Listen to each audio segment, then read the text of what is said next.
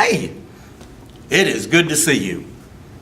As you can tell, we're in the middle of Vacation Bible School. I suppose you could tell that by some of the decorations that we've got up, and we got folks here that are working with the children every evening in Vacation Bible School, and it's a fun and exciting time around St. Bethlehem United Methodist Church. I want to talk to you about this weekend, but before I do, I was having my devotional time this morning, and as I was reading through Psalm 46, there was just a meaningful section in there to me, and I just wanted to share that with you.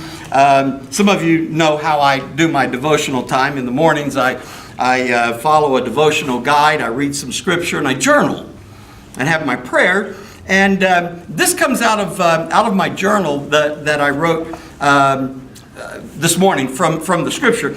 In Psalm chapter 46, it says, "God is our refuge and strength, a help always near in times of great trouble." Now, that especially was good for me this morning. A help always near, always close at hand. God being our refuge and strength, always close enough to contact, always near in times of great trouble.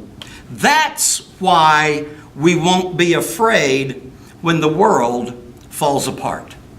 You ever had those times when you feel like your world is just falling apart? Yeah, we all go through that.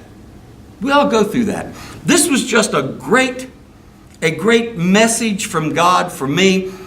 Maybe it's a good message for you to hear today. God is our refuge and strength, a help always near in times of great trouble.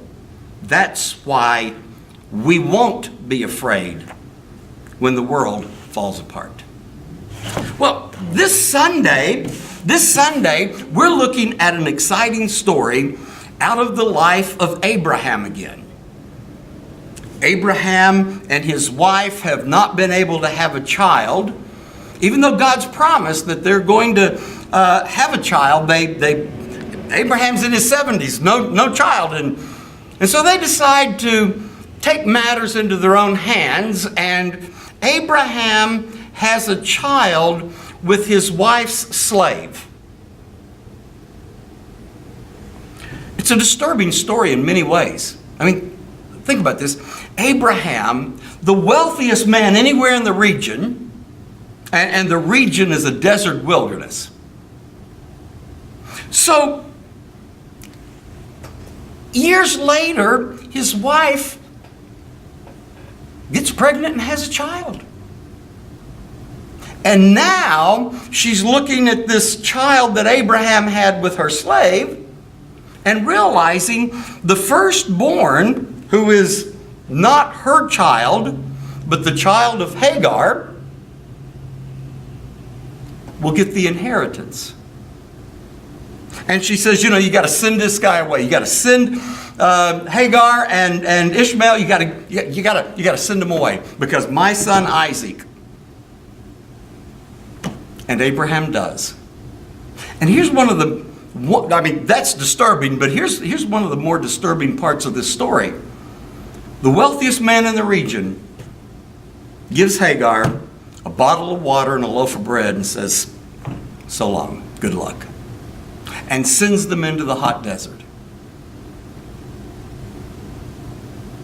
It's a story of compassion from God, though, because when Hagar cries out and her son cries out, God hears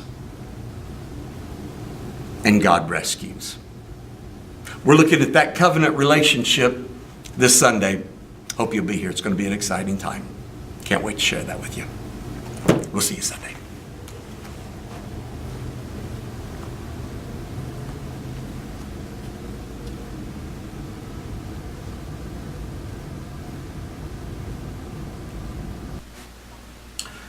So there's these two vultures, and they want to go to Florida. So they decided, let's take an airline. I mean, why should we do all of that flying? And besides, we've got these 6 dead raccoons that we want to take. So the 2 vultures take their 6 dead raccoons and they board the airline. You know what the flight attendant said? You can't do that. We only allow 2 carry-on per passenger. 2 carry, get it? Yeah, carry on. We'll see you Sunday. Yeah, 2.